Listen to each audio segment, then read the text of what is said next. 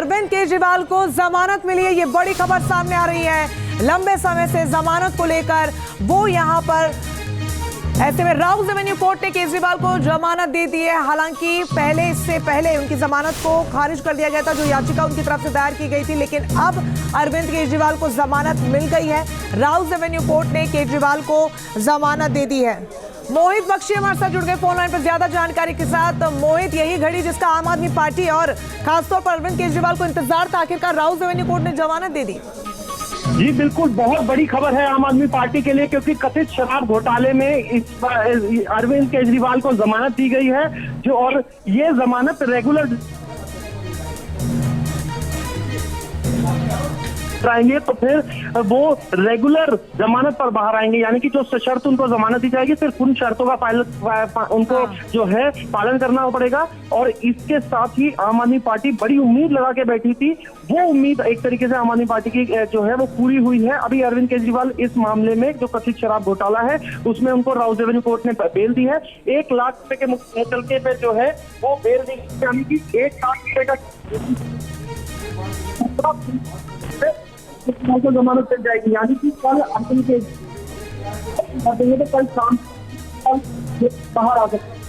मोहित, आपकी आवाज साफ नहीं मिल पा रही है, आपसे दरख्वास्त एक बार फिर से आप कनेक्ट कीजिए, क्योंकि बहुत महत्वपूर्ण खबर है और ज्यादा जानकारी हमारे सहयोगी मोहित बख्शी दे रहे हैं। उनसे दोबारा से कनेक्ट करेंगे। जैसा कि उन्होंने बताया कि कुछ शर्तें हैं, उन्हीं शर्तों पर जमानत दी गई है। शराब घोटाले में आपको बता दें, अरविंद केजरीवाल को यह जमानत मिली है, जिसको लेकर दिल्ली के सीएम अरविंद केजरीवाल काफी लंबे समय से और खासतौर पर आम आदमी पार्टी इसी की राह देख रही थी। और अब जब अरविंद केजरीवाल को जमानत मिल गई है, तो यहां से आगे की पार्टी की रणनीति क्या होगी, उस पर भी आगे चर्चा होगी। लेकिन फिलहाल ये महत्वपूर्ण जानकारी हम आपको बता रहे हैं, जहां पर 1 लाख के मुचलके पर राउज एवेन्यू कोर्ट ने केजरीवाल को जमानत दे दी है। शराब घोटाले में अरविंद केजरीवाल को जमानत मिली, इस वक्त की सबसे बड़ी खबर हम आपको बता रहे हैं। कुछ शर्तें हालांकि जरूर है, उनको यहां पर मानना होगा अरविंद केजरीवाल को, और उन्हीं के आधार पर जमानत दी गई है। उन्हीं की बुनियाद पर 1 लाख के मुचलके पर केजरीवाल को ये जमानत दी गई है। देखिए, शराब घोटाले में ईडी ने अरविंद केजरीवाल को गिरफ्तार किया था, और उसके बाद इससे पहले दिल्ली में होने वाले लोकसभा चुनाव से पहले उनको उपचुनाव प्रचार के लिए जमानत जरूर दी गई थी, लेकिन वो अंतरिम जमानत थी। मोहित बख्शी एक बार फिर से जुड़ गए। मोहित,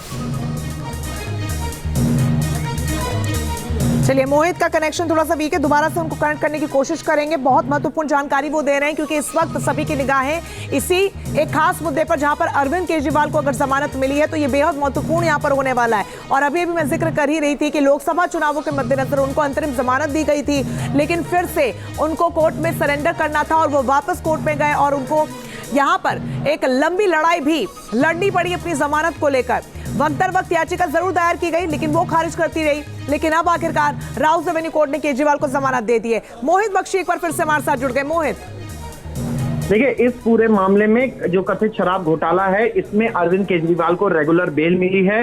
1 लाख रुपए के मुचलके पे जो है बेल मिली है। कल तक ये प्रोसेस पूरा कर लिया जाएगा, क्योंकि आज जब बेल का ऑर्डर आया है तो तब तक बैंक बंद हो जाते हैं, तो इसलिए अब जो है, और जेल अथॉरिटी को 5 बजे तक का आदेश का पालन करना, तो जो आदेश आया है वो कल सुबह से जो है वो पूरी प्रक्रिया आम आदमी पार्टी पूरी करेगी। और उसके बाद जो है कल जब एक आदेश जो है वो कोर्ट तक पहुंचेगा, कोर्ट का आदेश तिहाड़ तक पहुंचेगा, तो उसके बाद अरविंद केजरीवाल कल ही जेल से बाहर आ सकते हैं। और रेगुलर बेल है, ये समझना होगा, सशर्त रेगुलर बेल मिलेगी।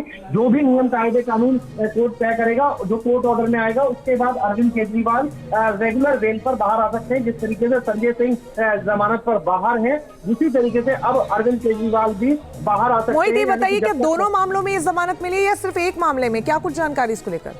देखिए, एक ही मामला है, कथित शराब घोटाला है, जो जिसको ईडी जो है जिस पर पूरा मामला बनाया था। 21 मार्च को अरविंद केजरीवाल की गिरफ्तारी हुई थी। 10 मई को अरविंद केजरीवाल जो है सुप्रीम कोर्ट से अंतरिम राहत पाकर बाहर आए थे, चुनाव प्रचार किया। उसके बाद 2 तारीख को, यानी 2 जून को अरविंद केजरीवाल को वापस जाना पड़ा था।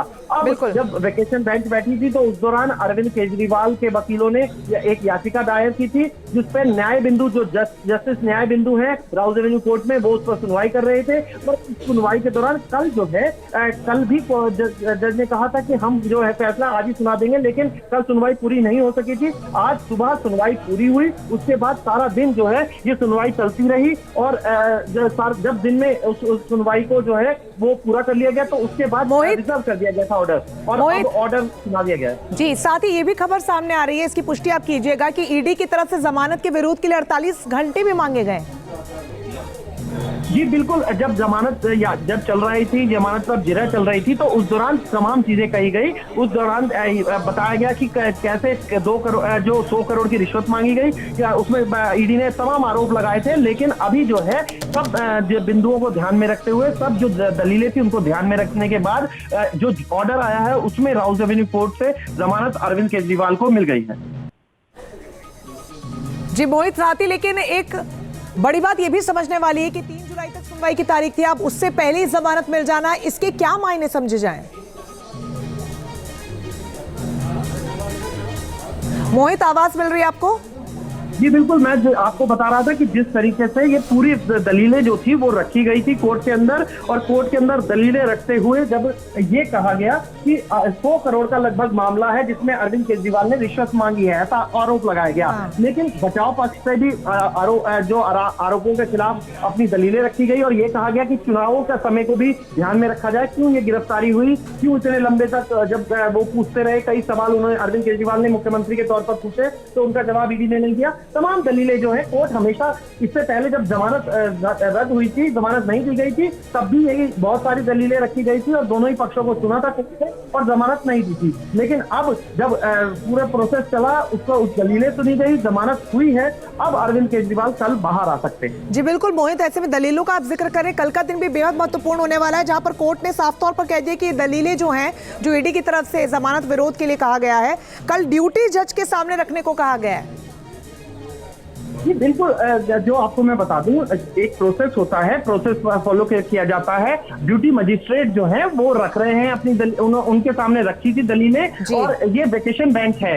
अब जब कल जब कोर्ट खुलेगा तो कोर्ट में जो है जो जज मौजूद होंगे तो उनके सामने ये बात, अब उनका ऑर्डर जो है वो आगे सशर्त जो है वो आगे बढ़ेगा और उसी आधार पर जो है तो वो कल जब परवाना जिसे कहा जाता है, एक तकनीकी भाषा है उसमें परवाना कहा जाता है, वो परवाना जब तिहाड़ जेल जाएगा तो ही उसके बाद जो है सब अरविंद केजरीवाल जेल से बाहर आ पाएंगे। बिल्कुल मोहित, लेकिन 3 जुलाई को यहाँ पर अगली सुनवाई होनी थी, उससे पहले जमानत केजरीवाल को मिल जाना, इसके क्या मायने? देखिए, जो सुनवाई होनी है 3 जुलाई को वो न्यायिक हिरासत की थी, वो एक प्रोसेस होता है, उसमें जब तक न्यायिक हिरासत में रहते हैं तो 19 तारीख को उनकी न्यायिक हिरासत पिछली पूरी हो रही थी, तो इसलिए 14 दिन की अगली न्यायिक हिरासत दे दी गई। इस बीच जब आरोपी को ये भी लगता है कि अगर वो अपनी दलीलों से जमानत प्राप्त करने का पात्र है तो वो जमानत के लिए जाता है कोर्ट में, और जमानत अगर कोर्ट को लगता है कि इस पे गवाह हैम्पर नहीं होंगे और किसी तरीके से जो केस पर इसका असर नहीं पड़ेगा, तो कोर्ट अपने विवेक से जमानत दे सकता है।